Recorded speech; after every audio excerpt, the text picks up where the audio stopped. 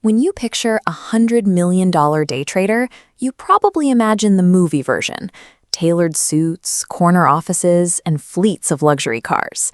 But Takishi Kotegawa built his empire from a cramped bedroom. Starting with just $13,600 saved from part-time jobs, he grew his account to $153 million in only 8 years. This data board from the Tokyo Stock Exchange is where his most famous payday began. On December 8, 2005, a newly listed company called JCOM went public. A massive brokerage firm tried to sell one share of JCOM for 610,000 yen, but whoever was typing the order flipped the numbers. They accidentally offered 610,000 shares for exactly 1 yen each. It was like a supermarket accidentally selling entire truckloads of truffles for a single penny. Panic ripped through the exchange as the stock price collapsed almost instantly. Sitting at home, Kotegawa saw the drop and immediately recognized it as a mechanical typo.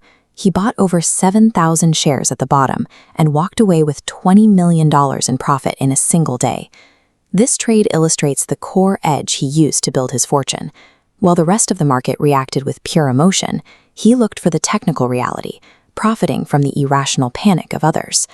Despite having 9 figures in the bank, his daily routine remained modest. He still rode a bicycle or took public transit, and for lunch, he famously stuck to cheap instant cup ramen. His reasoning was purely practical. He believed that eating heavy or expensive meals made him sluggish, and he needed total mental focus to track the moving numbers on his screens. To Kotegawa, the stock market was a pure skill-based game. He stayed in that bedroom because he cared more about the discipline required to win than the luxury the money could provide. To find his trades, Kotegawa used a tool called the 25-day moving average. Think of this as a baseline, the normal price where a stock usually likes to travel. Every so often, fear takes over. Large companies are forced to sell, or regular investors panic, creating a wave of selling pressure. This grabs the stock and stretches the price down, sometimes 30% below that normal baseline, creating tension just like a stretched rubber band. Kotegawa waited for the exact moment the sellers were exhausted. Once the tension reached its limit, he bought in, catching the stock right as the price snapped back up toward its normal level. This strategy worked because it didn't rely on complex business news. It relied on the predictable physics of human fear and the mathematical tendency for prices to return to their average. But buying a stock while everyone else is panicking is dangerous. What happens if the rubber band breaks and the price keeps falling? To survive, Kotegawa treated his account like a video VM house bar.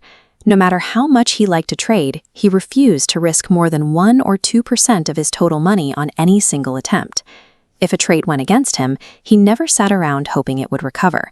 He exited the trade immediately, cutting his losses to ensure that one bad move couldn't drain his health bar. He aimed for a 1-to-2 ratio. For every dollar he was willing to lose, he looked to make 2.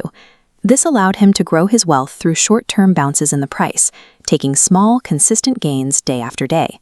Surviving in the markets isn't about being right every time. It's about removing your ego, accepting a small loss quickly, and protecting your health bar above all else. By the time he crossed $100 million, his trades were so large they artificially shifted stock prices. He had become too big for the game he was playing. During the 2008 global financial crisis, instead of forcing risky trades in a collapsing market, he chose to step away from the screens entirely. He took $100 million of his cash and quietly purchased a massive commercial office building in Tokyo's Akihabara district. This move allowed him to hit a metaphorical save game button. He converted the volatile numbers on his computer screen into a stable physical asset that would provide a steady income for life. Kotegawa's journey shows that generational wealth is achievable through discipline and technical mastery. But the final skill he demonstrated was the rarest of all: knowing exactly when you've won the game and having the wisdom to walk away. We would learn about Takishi Kotegawa's strategies in the next video.